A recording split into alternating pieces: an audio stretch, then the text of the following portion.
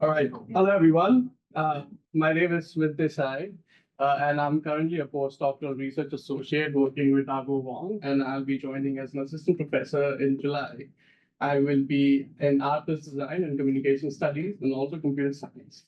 So welcome everyone to my talk. So today we are going to be talking about using participatory design to develop voice user interfaces with older adults. So first of all, when we talk about voice user interfaces, what exactly do I mean? So what voice user interfaces are devices that use speech as input and they generate speech as output. And they include examples like Amazon Alexa, Apple Siri, Google Assistant, etc. And they can be found in variety of devices like phones, computers, speakers, cars, microwave fridges, etc. I recently saw an ad for smart toilet that could talk to you, so it is safe to say that they are everywhere around us. So be careful when you talk. So I was always interested in voice user interfaces because I think they are a very natural modality to interact with technology. However, the motivation for this research comes from a very personal story. So I was in India for a winter break, and I was chatting with my grandmom who wanted to apply for a Canadian visa. Uh, and she was very excited about meeting my aunt, her daughter. However, she was very nervous about the whole visa application process as well, and she was especially very nervous about talking to the visa officer. The problem was that my grandmom could talk in English, but she had never talked with anyone with a non-Indian accent before. So she did not really know how the conversation would go. She thought that she would not be able to understand the visa officer and the conversation would go completely awry and the visa would not be processed. So she was feeling anxious about all of this. And the good grandson that I am thought that this is a very solvable issue. So I quickly developed a voice user interface that could act like a visa officer and it would talk in a Canadian accent and it would ask her very basic questions like, what is the purpose of your visit? How many days are you visiting for? What will you be doing there, etc., etc. And my grandma would practice with this visa officer every day, and she would feel more and more confident. After that, she actually appeared for the interview and she did get the visa and she said that she was able to understand every question from the visa officer perfectly. Uh, this is a sad story because she was stuck in Canada for 2 years because of COVID, but it started with good intentions. But this story made me realize that there's a lot of potential for using voice user interfaces for older adults, and we can design voice user interfaces in various roles, such as visa officer or a teacher, instructor, therapist, etc. And not only my grandmom, older adults more broadly also enjoy interacting with voice user interface quite a lot. So there are 10 million older adults right now who have access to voice user interfaces. And they enjoy talking with voice user interfaces because of various benefits. Like it's simplistic. You just have to use your voice as an input modality. You just have to talk to it. Also, it's easy to learn. There are some commands or invocation words that you have to master and you're good to go. And it also alleviates feelings of loneliness. And they use it for various purposes like playing music, companionship, information seeking, etc. So there are lots of uses for these devices. However, although older adults really love voice user interfaces, their voice user interfaces do not really love them back. So older adults have very specific design needs, but voice user interfaces right now are not really designed with their needs in mind. So older adults often do not know how to initiate a conversation, what to say, what happens when something goes wrong. And they also suffer from a very high error rate, which can be as high as 33%. So 1 in 3 command results in an error. So older adults often feel that although they want to use this technology, they cannot really use them. And this is a much broader trend in research as well. So older adult wants to use new technology. They think it's cool. However, the technology is not really designed for them. So when they use these technologies, they encounter errors and they're not able to make it work as well as they would like to. So people often assume that older adults don't really use their technology, so they don't really want to use new technology. And because of this, several myths about older adults and the use of technologies have prevailed, especially in HCI community. Researchers have identified 4 main myths about older adults. The first is they are disinterested in using new technology. which is not correct. They find new technology to be useless. They lack physical prowess to use new technology, and also they do not want to learn new things. The last one especially is very problematic. Sure, there might be a few older adults who don't want to use new technology and they don't want to learn new things. However, most older adults would like to try something new. Currently, 10 million older adults do use voice user interfaces. So there's something wrong that is going wrong over here. But all, sorry? You had a 33% make an error. What's the baseline error rate? So usually for conversations with younger adults, the error rate is around 20%. Okay, so it's a 13% difference. Yeah. So it means it's a bigger problem than just for adults. Yeah, but we'll talk about why it's a bigger problem as well. Okay, so the problem over here is that older adults are not monolithic. So in longitudinal studies, we have seen that older adults would like to use voice user interfaces to perform activities of daily living. And also they routinely use it for health-related question and answering. So they would ask voice user interfaces about specific health conditions like Alzheimer's and also day-to-day health problems like toothaches and headaches. And they express a need for learning health information with voice user interfaces. Again, commercial voice user interfaces are not designed to deliver informal learning to them. The lack of interaction fluency, which is the high error rate, often results in information breakdowns, and that acts as a major obstacle for older adults. And also, voice user interfaces answer to some of the health-related questions could result in the death of older adults or serious harm. So the technology does not really support their special need for learning. So to solve some of these problems, we designed Health Buddy. So Health Buddy was a voice user interface that could act like a teacher, and it was developed using Google Dialogflow to impart health information to younger and older adults by leveraging self-regulated learning strategies. It is important to note over here that Health Buddy was designed using elder-specific design guidelines. So we looked at the design guidelines in previous voice user interface literature, which were relevant to older adults, and incorporated those ideas into Health Buddy. So we were interested in two main research questions. The first was, how does the learning performance of older adults compare with younger adults? And also, how does interaction fluency, which is operationalized by the number of errors, affect technology acceptance? So the more the number of errors, less the technology fluency, and vice versa.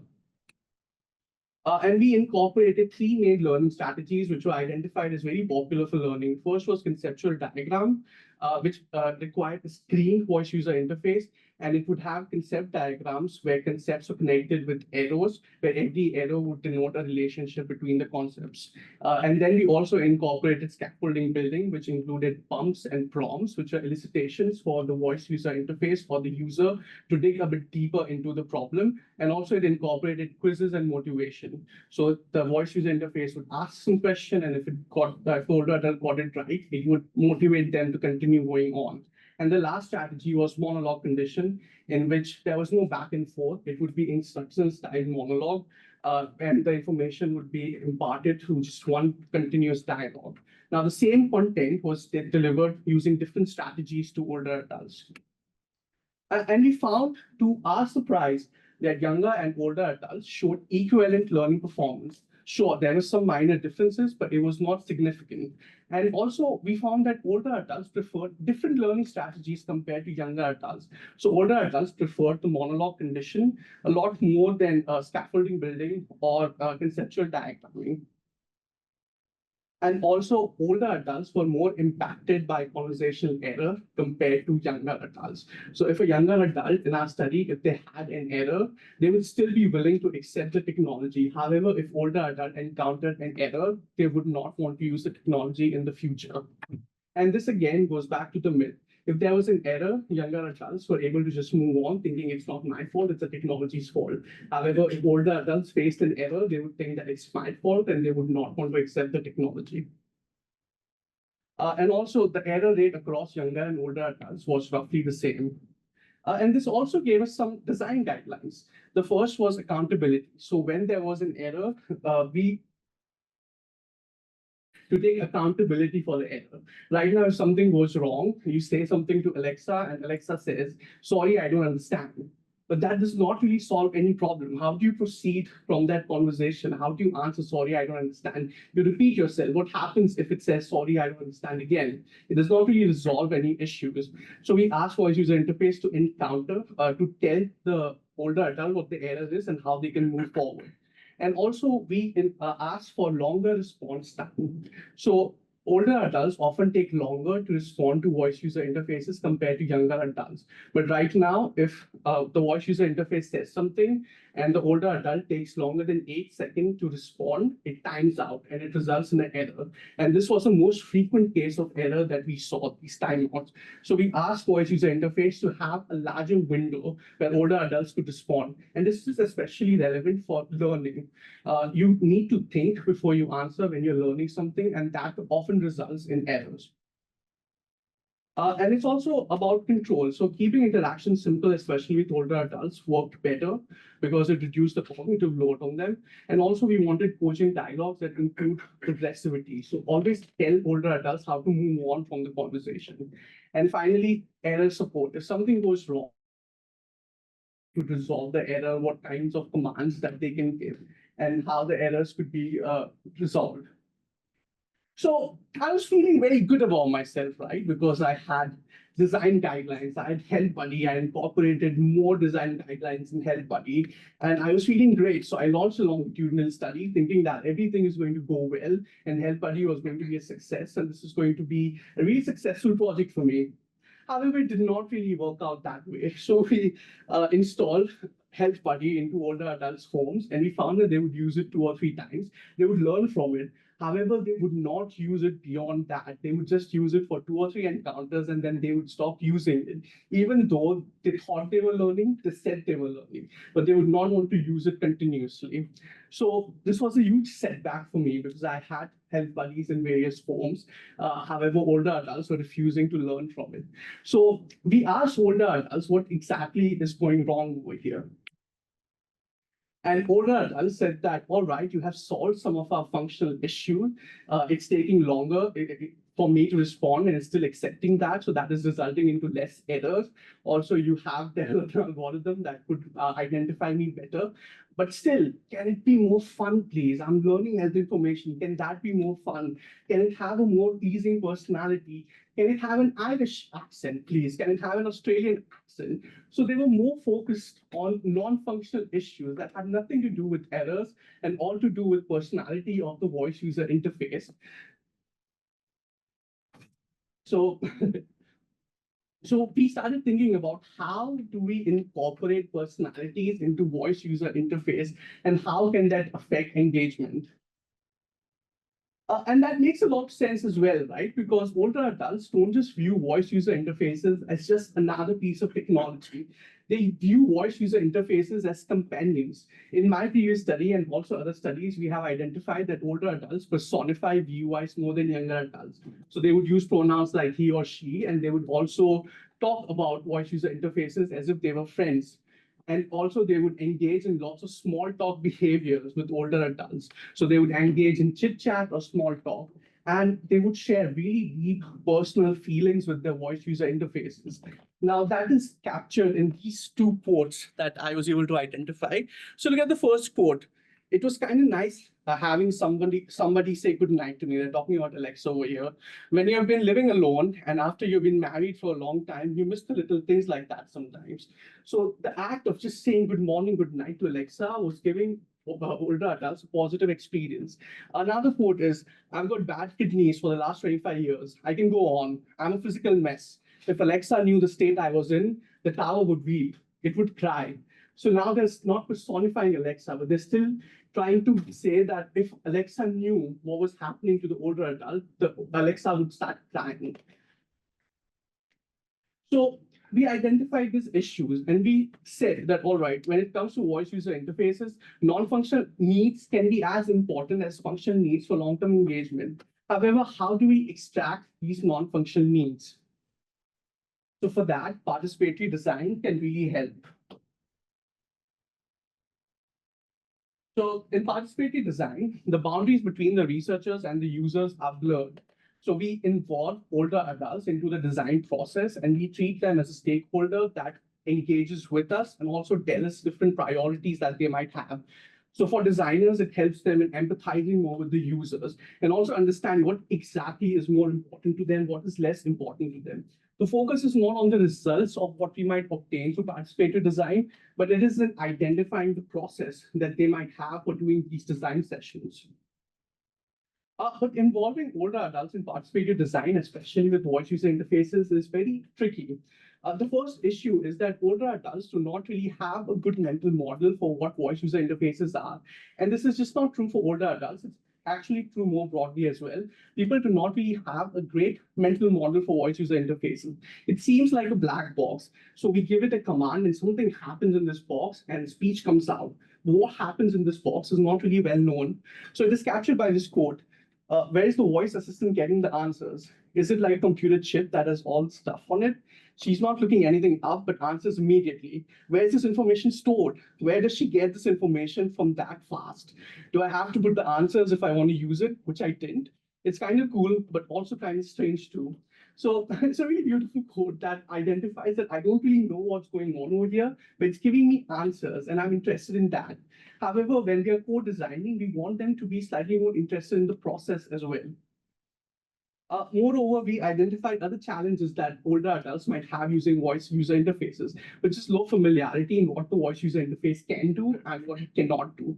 And also, there are no obvious affordances. It's not a screen. You can't identify a button. You can't identify a menu. We don't really know how to design for voice user interfaces or explain how to design for voice user interfaces. And also, conversation design is a very specialized skill. So this is what conversation design in practice looks like. It's basically a flow chart.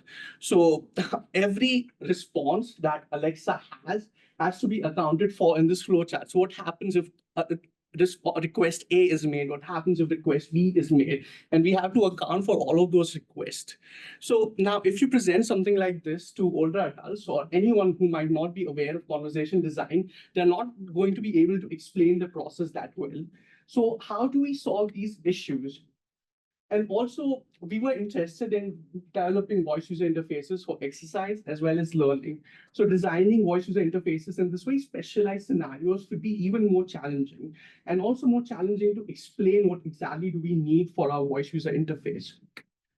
So we thought that some of these challenges can be navigated using two approaches. The first was developing technology probes, and the other was developing familiar analogies that we could give to older adults that they could go back on. So a technology probe are very basic, but they are fully functional system that can be used to introduce users to a novel technology. So they are not fully fledged system with design guidelines incorporated in. They would give you an answer, but there is no sophistication about this. It would just tell you step by step what kind of exercises you might want to do or what the health effects are and would deliver them in a very minimal way. However, this worked really well because older adults could now visualize what a basic sample interaction would look like.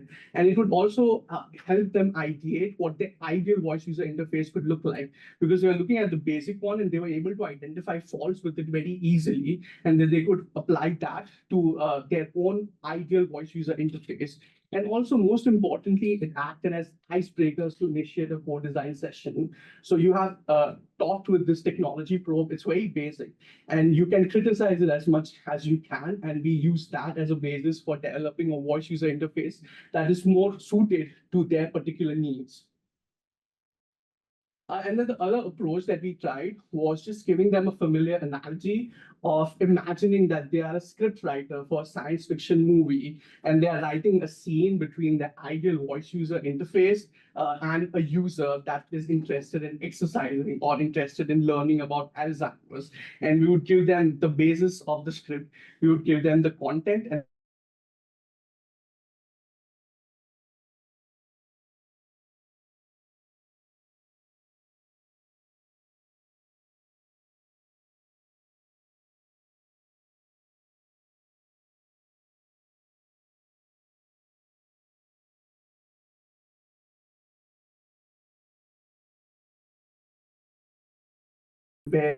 design with older adults look something like this. So first, older adults would interact with voice user interface to gain some sort of familiarity with the voice user interface. So they would ask it basic questions like set a reminder, play some music, ask some health-related questions, etc. And then they would engage with either the learning pro that we developed or the exercise pro. Again, these are very minimal versions of the final system that we are hoping to build. And then they would start the co-design session with the experimental using very flexible methods. So we would give them lots of different kinds of co-designing approaches. They could diagram the interaction, they could write a script if they wanted to go in that direction, or they could just annotate the prompt that we gave them and said that this is a question that we might ask and the user might respond like this. And then finally, we conducted a semi-structured interviews with the older adult to understand what their process was and why did they go for that process. However, also, I just wanted to share some tips related to participatory design session. So the key idea there was we wanted to create a very welcoming environment. We wanted to create a material making space, which was filled with material rich methods. So we would have lots of sketch pens for them. We would have lots of papers that they could use. We would have boards. We would have everything that they might need to create these scripts. And also, we found that using a very open body language worked very well for them. And what worked the best was sharing personal experiences, saying that this is the kind of thing that I would want. How would you want something like this to be developed? Often worked well. So a conversation, a dialogue would work very well for older adults. And the idea is that we have to let older adults take the lead on these sessions rather than take the lead ourselves. So we would give them very minimal instructions and they could take the conversation further in a way that was suited to them. And we were more interested in their process of how they came up with a script rather than the script itself. So we would ask them questions like, all right, so what is the personality of the VUI that you are developing over here? Like, what kind of user are you envisioning? And we would look for the tone that the VUI would adopt, whether it's a very formal tone, informal tone, whether they were going for something friendly, something antagonistic, something robotic, etc. And also their design priorities. What was more important to them? Was it that the conversation is initiated by the voice user interface? Would they want to initiate the conversation? And also, like, how would the information be delivered to older adults? And finally, we were most interested in the persona or the personality of the voice user interface that they would develop. So here are some of the personas that our older adults developed. Let me talk about two of them. The first was a knowledgeable and professional experienced doctor called Dr. McAllister. And they described Dr. McAllister as an experienced doctor sharing insights into the latest medical discoveries, new medicine and therapy. And they would often choose accents that were not Midwestern, where the study was conducted. So they would choose accents like British accent, middle age. Now, age was very important to them. They did not want a very young sounding voice, and they did not really want a very old sounding voice either. So in most cases, they would go for a middle-aged voice, and also it needed to sound professional. It needed to exude some sort of professionalism. It could not be super informal. It could not be just like, hey, what's up, like something like that. They did not want that because they were learning information.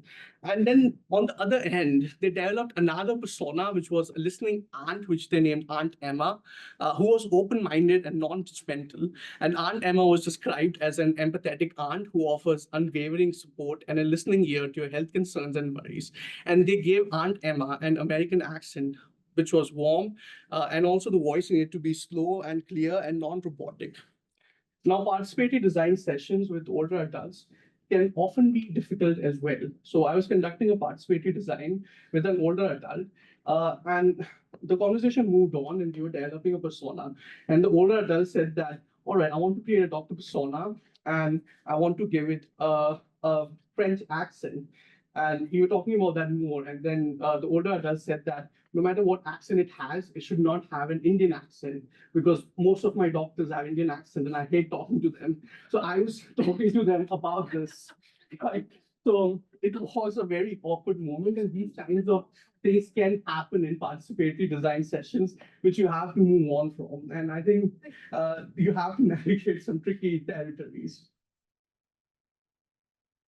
And also, it became very clear what the design priorities was. They wanted the voice user interface to initiate a lot of these interactions. And more importantly, they wanted the content to be delivered in a storytelling format. They wanted factual information, all right, but they wanted the information to be delivered in a way that was more accessible, that they could engage with more.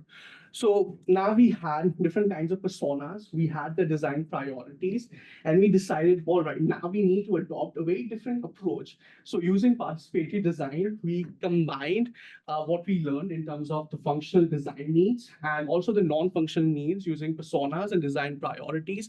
And we developed mystery agent. So mystery agent is a voice user interface where the older adult acts out as a detective in a small Midwestern town, and they have been asked to solve a murder mystery. And it's the process of solving the murder mystery, they learn a lot about health information. So the health facts are incorporated into the story itself. And as the story progresses, they learn more and more information about heart attacks in this case.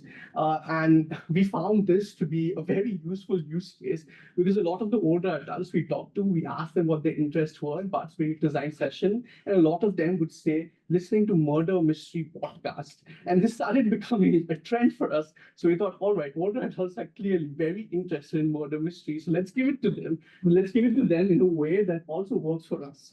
So Mystery Agent became a really big hit.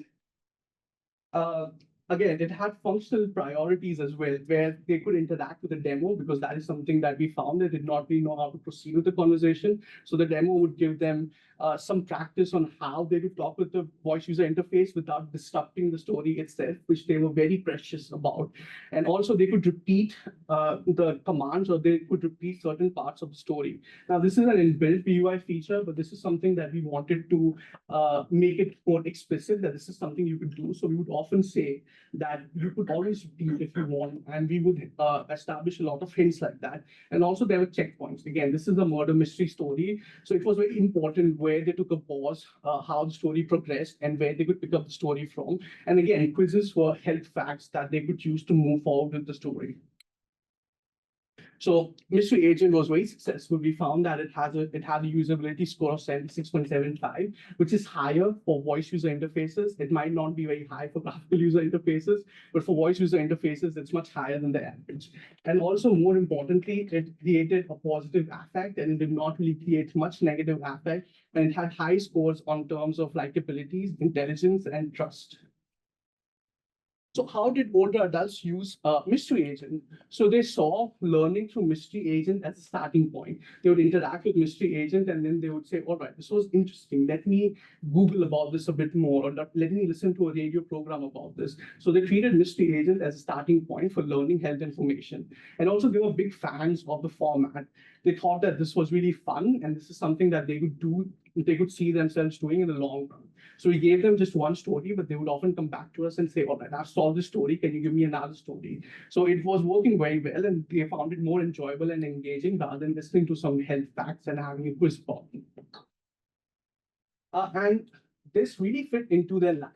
We found that they would have different kinds of approaches of talking to Mystery Agent. They would have a casual approach where they would be multitasking and they would use Mystery Agent. They would use Mystery Agent with earphones in while walking, while folding laundry, while exercising, or just before sleeping. And more than that, some of them had a focused approach as well, where they said that they used Mystery Agent and they would take notes about what was going on in the story, and then they would like draw diagrams about who the suspects were, and also they would treat it as a puzzle. And some took a social approach where they would involve their friends and family into solving the mystery of Mystery Agent, and they would take a very nice, friendly approach. And this also talked about feelings of alleviating loneliness, where they would say that doing this with a friend really helped us connect, or things like that. So they took different kinds of approaches based on what their needs were. We were very happy with Mystery Agents, and I have some key takeaways from this talk. So, older adults perceive voice user interfaces as companions and enjoy interacting with them. Right now, voice user interfaces are not really equipped to deliver the best experience to older adults, but this is something that we are trying to change with this research. And there is a movement right now where a lot of people are researching how to design voice technologies for older adults. And older adults often regard non functional needs which is the personality of the voice user interface, as also important for long-term engagement. So they want to build some sort of bond with their voice user interfaces. And for that, they wanted to have some sort of personality that they could bounce off of. And finally, participatory design was very useful in order to uncover the non-functional needs of older adults talking with voice user interfaces. Right. I want to acknowledge my team at University of Illinois and Action Lab for collaborating in this research. And thank you everyone for listening. I'm very happy to take questions from all of you.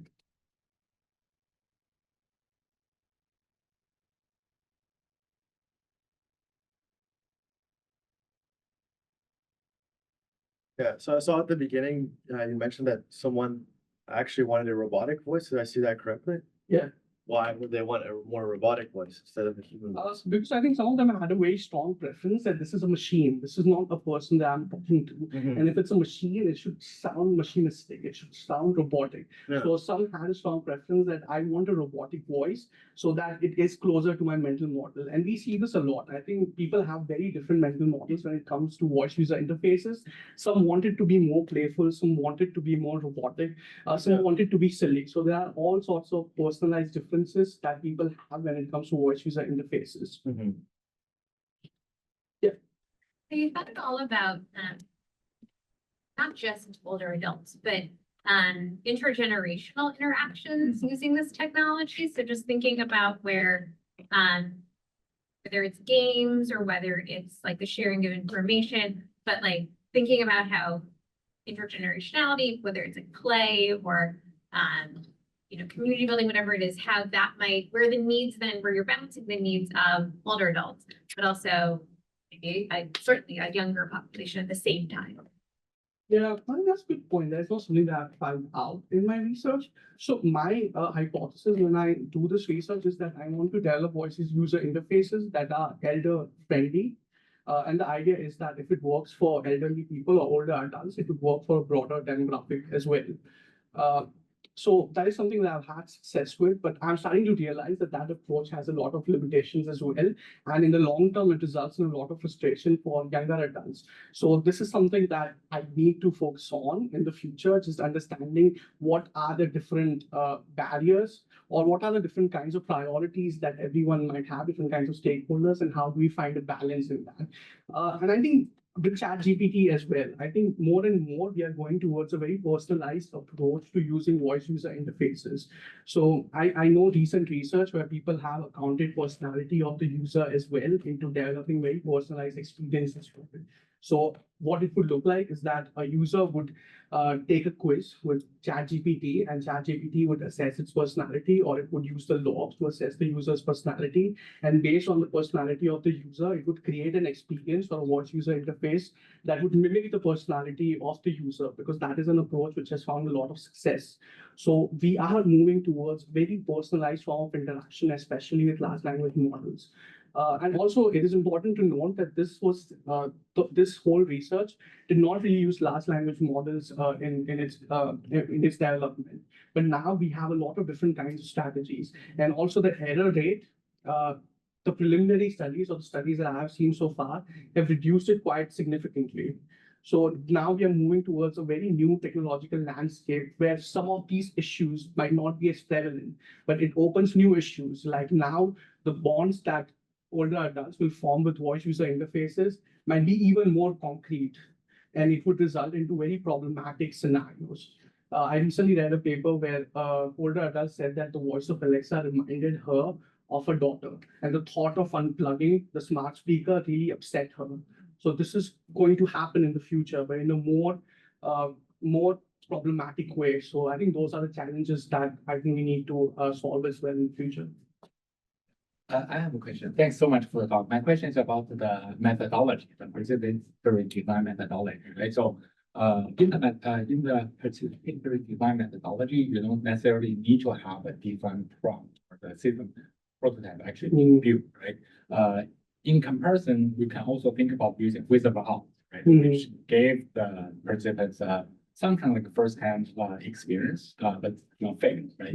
Versus as of today, you can do design prompts using following what you just said, like the Mhm. ChatGPT type of technology. So the building, implementing of these like prototypes, but the boundary are lower, right? So what would you say, like comparing these like different research methodologies moving into the future? How would be your like a decision making like formula? Which method to use? Moving into the future, given that this is a new thing. Or a different way to ask it, is participatory design method going to be like a diminishing in the like AI system like design development in the future? Yeah. So this is something that I've thought about quite a lot, and I have an experiment going on as well at University of Illinois, where we are trying to co-design prompts with the help of older adults. So right now we are just co-designing personalities, right? But as we move forward, conversation design does not look like flowcharts or scripts anymore. It looks like a lot of prompts with what to do, what not to do, and how to handle like edge cases. So why not involve older adults into a designing of the prompt itself?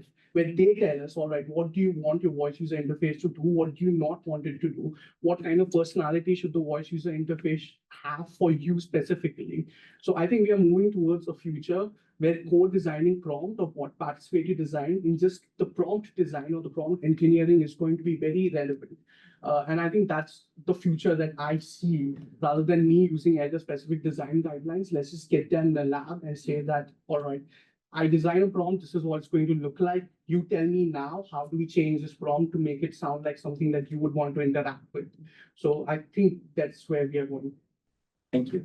Just kind of following up on that question, like, have you thought about or run like tests about like how does the flow of the experience or how does this like voice interface play within the flow of the experience? So for example, you said that you then visit the older adults' homes and then you help them like kind of navigate through it. Have you thought about like, does it come in a package? Like, are they setting it up themselves? How are they setting it up themselves? Just curious about that. Yeah, so I think that's a great question because a lot of older adults that we talk to and we ask them, all right, you have a smart speaker in your home, what's the story behind that? And often they would tell us that my grandchild gifted it to me or my child gifted it to me and I have it and I use it, but I don't really do much with it. So they do have that as a big stumbling block, but the setup itself is a big problem for them. So we would have a team of researchers that would go to their home and we would set it up for them. We would give them like pamphlets or brochures about what they could do with the voice user interfaces. We would often like send them emails as well saying, have you tried doing this with the voice user interface? Have you tried doing that? So we had a very systematic way of telling them that these are all the different kinds of things that you could do with voice user interfaces. And we also found that they would adopt their own ways of dealing with voice user interfaces.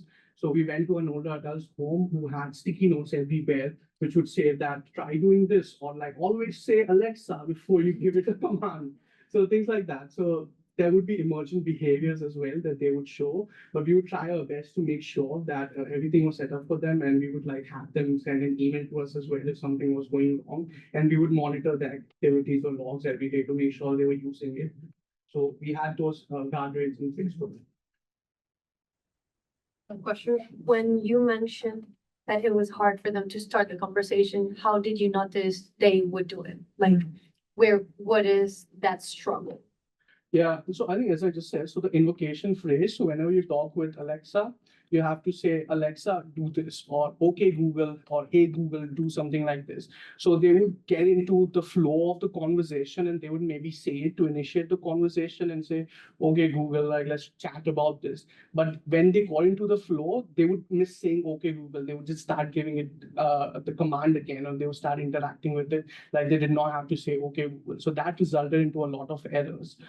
And again, like the biggest problem is the 8-second window. So that 8-second window often is very difficult for older adults to deal with because they're thinking about what to say next, especially in this very specialized use cases of learning or exercising. Like imagine they are doing movements and then they have to also talk with the voice user interface. So for a lot of them, it's very overwhelming to do that all in 8 seconds. So those are the kinds of problems that we had to navigate to a huge extent to make sure that they knew what to say, when to say.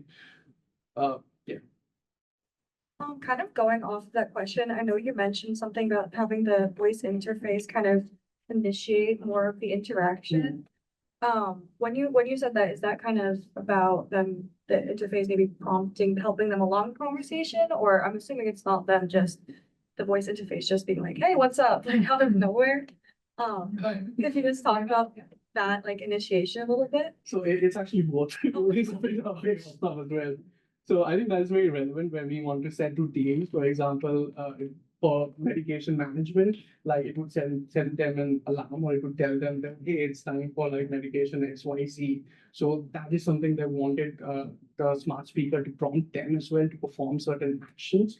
And also in terms of just the conversation itself, they would often rely on the voice user interface to diagnose what was going wrong with the conversation, or remind them where the checkpoints were in case of mystery agent, or just say that in case you're feeling lost, why don't you want me to repeat this command, or I could do something like this to help you. So they wanted the voice user interface to be smarter in those scenarios and just identify why the older adult might be struggling. Oh. Oh my God. All right, let's do this. Sure. So first of all, wonderful and insightful presentation. Thank you. It seems like there are kind of two branching pathways that have kind of come out of this and that you've dealt with in your research. One is helping people who are older to understand and how to learn how to operate with voice user interfaces. At the same time, it also feels like you are learning how to design them in such a way to be better for a different population. So my question is, as you continue this research, or as you move forward with your findings here, do you find that you want to focus more on kind of continual teaching of elderly or whoever to learn how to use voice user interfaces the same way the rest of us do? Or do you want to focus on improving them and kind of creating a different set of voice user interfaces for that populace? Yeah, I think that's a really good question. So teaching them how to use the voice user interfaces, which are already designed for them. So that's not the aim of the project. I think that is a step that you have to perform in order for them to talk with the voice user interface in a way that is a bit more, that might give them a better user experience. However, I believe that older adults have different needs. I think the 8-second timeline is such a great example of that they might have different needs. So we need to design voice user interfaces for them rather than train them how to use voice interfaces. I think that's a very backward approach when people talk about things like that we need to train people how to use technologies. I think we're doing human-centered design, so we need technologies to adapt to people rather than we adapt people to technology. So I think it's certainly the former that I'm more interested in. Got it. Thanks. We have a couple questions in the chat. You want me to read them? Oh, sure. Okay. In one slide, you present 4 personas for older adults. Do you think these personas can be applied in all types of tasks, or one persona is appropriate for specific tasks? Thank you very much. That's the topic of my dissertation. Yeah, so thank you. So no, one persona does not really fit all use cases. We need metaphor fluid personas, as I described them, where the personality of the voice user interface changes on the context of the conversation. An example that I often give is that there's an older adult sitting in one room that is asking the voice user interface what are the symptoms of Alzheimer's, and then asking whether they have Alzheimer's or not. And there's another older adult sitting in room 2 that is asking voice user interface what's the score of the football match today. And the voice user interface replies to both of them in the same tone, same intonation, same pitch, and the same persona. That is wrong. Like in one case, the older adult is in a room, like just nervous whether they have Alzheimer's and struggling with those feelings. And in another case, the older adult is just looking for some football information. But the voice user interface does not really adapt to these people. So I believe that the voice user interface needs to be very context dependent and adapt its personality based on what the user is interacting and who the user is as well. I am very sure that in the future you're going to have voice user interfaces or just conversational interfaces that are very, very designed to your needs. So you're going to go through an onboarding experience. It's going to identify your needs, your personality, and it's going to create an experience that is tailored to you. I think that future is not more than 3 or 4 years away. So we are heading towards that, where the persona is going to shift, where the persona is going to adapt to your needs. So right now, we are trying to put a lot of ethical guidelines into place for that as well. But I definitely believe that just one assistant persona is not enough. I have written a lot of papers where I just title the paper as firing the assistant. And then I go on about why the assistant persona in the first place was not a great metaphor in itself, and how we can change that metaphor into different kinds of purposes. You had responded to somebody else's question about the affective experience of unplugging Alexa and feeling like if it sounds like your daughter, like you're killing your daughter, in that exchange. And that also got me thinking about, AI. I've done some research on how individuals relate to synthetic speech, and just wondering what is the current, because I have not paid attention to this in a while, but like, what is the current status of I mean, I know that there are very time-intensive ways to create bespoke synthetic voices. But what is the timeline, I guess, for, basically somebody taking a stamp, like just saying, hey, Alexa, here's my daughter talking from a video. And then Alexa now talking exact sounding like, I mean, that's maybe very far in the future, but those maybe not. Yeah. But I guess in terms of it being mainstream and consumer devices, so I guess like I know that the technology that it's a little bit more time intensive. It's not just this immediate thing, but in terms of widespread consumer adoption, what's that timeline, or how close is that to happening? I think the biggest factor is cost over here, and that is something that Dapo can answer very well. But there is a company called Sonic, which released a product a week ago, and they claim that you can upload a 5-second clip of anyone, just 5 seconds, and they will be able to mimic the voice. So the technology is there right now. However, the timeline, Dapo, do you want to talk about the timeline? I think the technology is there. It's already just so the technology is already there in the technical community, like machine learning researchers, like Google, like Amazon, they already have the technology. So I think roughly, if you look at the trajectory, maybe in 18 months to 2 years, the designer community will have access to and start to build around. That's roughly the thing. If I may, there was a rather prevalent bug in the ChatGPT voice interface where it would actually start responding in your voice, which was rather concerning. I think they've mostly gotten that out of there, but so it's that, yeah. Yes, the future is scary. Yeah. You mentioned that conversation breakdown is one significant factor influencing older adults' adoption of voice user interfaces. Do you think this problem can be addressed by LLM?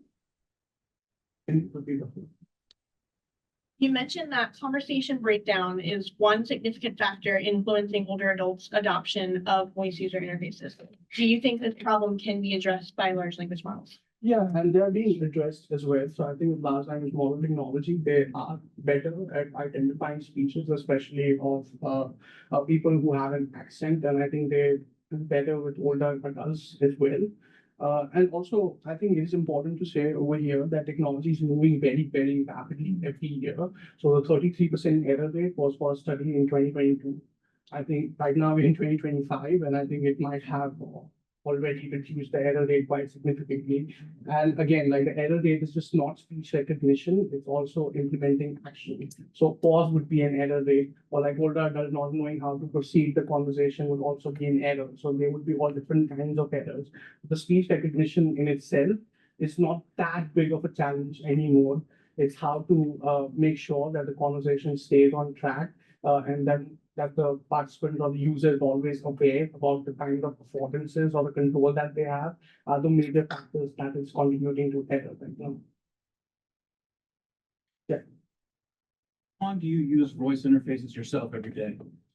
Well, I use voice user interfaces quite a lot for my Yeah, research. so it's like in minutes, hours, I would say about 20 to 30 minutes every day. But it really depends. I think I'll give you a really nice use case of me using voice user interfaces daily. So I was on the job market, so I was applying to lots of places, and I would have interviews with the search committee, and I would try and I would tell the large language model that these are the CVs of everyone on the search committee, and you have to simulate an interview with me. So I would drive and have these conversations, which felt very real to me. And I would practice answers, and they would ask me questions, I would answer back. And large language models were able to sustain these conversations for 20, 30 minutes. So it really depends on your need for what you're trying to do. Even I think when I'm doing user interviews, I like to practice them a bit and make sure that I'm doing it correctly. And then the large language model is able to simulate a persona that I'm going to interview. So it depends. I would not say that every day, 20, 30 minutes, but when I have something very major to do, I would always interact with it much longer. How much do you use voice user interfaces? Quite a bit. Probably an hour a day. I talk to chat. Oh, That's me. And I was asking you as a researcher in the space, you know, how much pain you're putting yourself through. Yeah, I mean, for chat GPT, not the voice modality, I think I I'm would. talking about voice. So voice is 30 minutes of this. a minute for me, voice, but non-voice is like 2 hours every. Yeah, yeah. So, I'm just asking the expert who's Yeah. who's in the voice. Exactly. So I think it's mostly because of the technology now, like available on the market. They do not have the ChatGPT kind of like the capability. So a week ago, Amazon just released, they announced that they are releasing the Amazon Plus, which is the Alexa Plus, which is reorganizing of their Alexa organization. They were planning to lay off the thousands of people, but now that the ChatGPT became a thing, they started to realize, oh, let's reorganize the entire organization to focus on base for supported hours. Once you have that, it's super powerful. So our lab, we have some of the devices developed and then deployed actually to the whole dialogues to the patients, right? They use it every day. Our users use it every day. I don't count our like a testing use, but you know, the general like daily use, especially in the whole data scenario. We have another paper just submitted, but there's individual whole data use it like for 80 days every day, 80 days. They're long being whole data. It's really nice that they can always respond to ChatGPT based. It can always respond. Yeah, as I said, like the Alexa might be, or the voice interface might be collecting personal data in order to personalize the device. I'm just concerned about how the data privacy issue might be navigating, because Alexa is something that is not a personal device, because it sits in your home and I think anyone can access it. So I myself use Alexa a lot, and I always make sure that I'm not adding any personal reminders on Alexa, or I might have friends over at my home and like the Alexa might say something like something that I wouldn't want everyone to know, especially when it comes to health information. That's quite tricky indeed. I think the use case of having friends over, I think especially in older adults, they talk about it a lot because they often use their smart speakers for medication reminder. So they say that if I have a friend over, I don't want it to say that it's time for this pill. So I think privacy issue is very relevant over here. My research does not really go into privacy issues, so I cannot really give a very expert answer on that. But there are guidelines in place, so the guidelines are like all the terms and conditions are very much hidden. They are not really available to you very readily. Even on the app, like it's not directly available on the app. You have to navigate to a third-party website in order to read the terms and conditions. So it's a problem for sure. But I think right now also we are moving towards an age where people they look at the trade-off to use the technology or to navigate the privacy-based risk. Then I think a lot of people are happy with that trade-off currently. I agree with you that I think there should be more conversation. But I think right now a lot of people are just happy with the ease that it might afford compared to the trade-offs. But I don't have a very expert answer on the privacy issue and how that affects the perception of older adults or people in general. Chat question, it's two parts. how many older adults were included in the study? And can you provide more examples of technology probes that were effective, like the scaffolding? So in the first health quality study, there were 26 younger adults, 25 older adults, and in the other study, there were 20 older adults. And is there information about, like, you said it was based in the Midwest? Yeah, Okay. yeah. University of Illinois, that was Okay. my previous alma mater. So then can you provide more examples of technology probes that were effective? So for that study, we just used two technology probes. One was exercise, and it was very simplistic, where the voice user interface would say that, all right, like raise your hands, put down your hands, breathe in, breathe out. So it was very basic. And the other one was just learning, where it was very similar to health buddy, monologue condition, where it would just like give them facts about Alzheimer's and then ask a very basic question. So this was just to familiarize with the users with what's possible with voice user interfaces, because right now they use it for very basic functional tasks, just setting reminders or playing song. And this has been a big problem in the research community as well, that most users do not really download any third-party skills on Alexa. They're just happy with the basic features. So we wanted them to be familiar that this is something that we can develop for you as well, and that there are not many limitations in terms of what we can develop for you. So your imagination needs to be as wide as possible, and you just tell us, even if you think that this is something that Alexa cannot do, maybe it can. So that was the function of the probe, just to basically bash it, criticize it, that this was really not that great, and I want something much more sophisticated than that. So I would often criticize the probe myself and say that, oh, that did not really work that well. Like, do you think we can improve it? And they would say, yes, for sure, you can improve it. You can do this, this, and that. So that was basically a conversation started. But I'm happy to share the probe, like once you move the conversation offline and share a link. When you were evaluating the other voice interactive, like existing devices, did you notice anything they did correctly? Like, was there anything that good or that you could use as an example with this target audience?